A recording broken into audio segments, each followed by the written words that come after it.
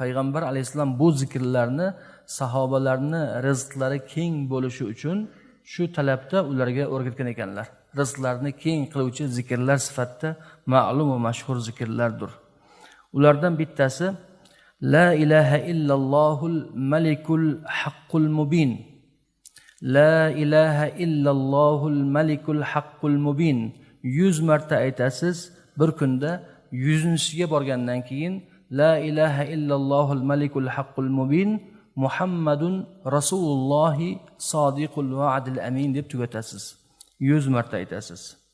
Ikkinchi zikr undan ham oson. Subhanalloh bihamdihi. Subhanallohil azim. Astagfirullah. Subhanallohi bihamdihi. Subhanallohil azim. Astagfirullah. Buni ham 100 marta aytasiz. Ammo buni qachon aytamiz? Bu ham ko'rsatilgan.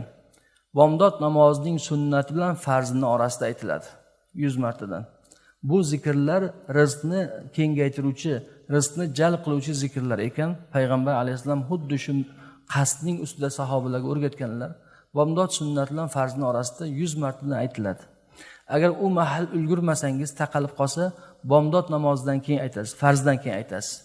Unga ham ulgurmasangiz, quyosh chiqishdan oldin aytasiz. Unga ham ulgurmasangiz, zavol vaqtida aytasiz dedilar.